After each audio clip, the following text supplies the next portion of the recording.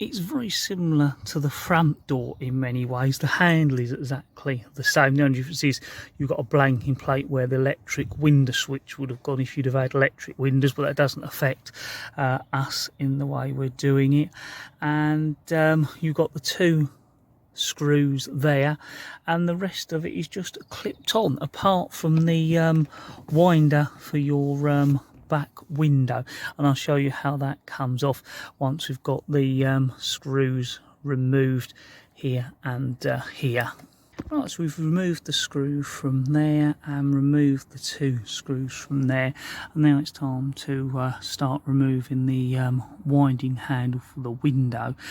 Basically what you need to do is, with a plastic trim tool, is lever it forward, though gentle, but it will come forward.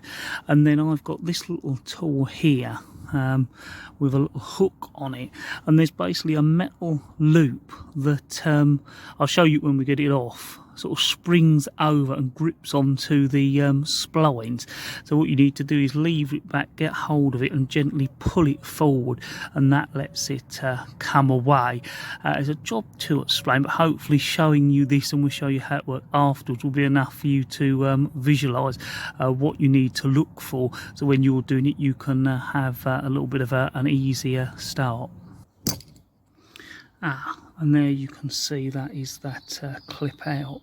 Right, so that is the winder handle off, and there you can see the splined shaft with this little recess in, and that's where this horseshoe spring clip is gripping it, and it does that by being on here. So what we've done is just put that on there, and you can see how it sits on there a lot tighter when it's there, and those little loops there are what grip in to the little rim just behind the splined shaft there, and grips this handle on. And actually, although a little bit fiddly to get off, because as you can see with the tool, what we were kind of doing was getting that hook in there and pulling it away and pulling it out, and that is quite stiff to pull away and fiddly. Once it's done, it's actually quite good, because you haven't got a hole there of a bolt and a little plastic covering,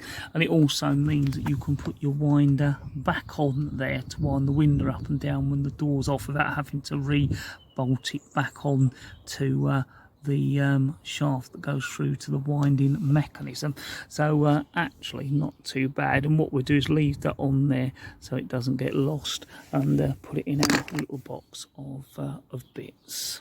So this door is the same as the back. What it needs to do is be pushed over that way, it comes out, and once again you can see the little rod there hooking in with that plastic clip. So we'll remove that, and then we'll be able to start pulling the door card away. So now everything's removed that needs to be, we can remove the door card, and again it's the same as the front. We've already done that, but it's a case of getting your hands around, or a little trim tool, and pulling around and getting all the clips so it's then loose like this, and then it is a case of bringing it up from this end and gently sort of easing it up and out. So we'll do that right now, and that's the door card away.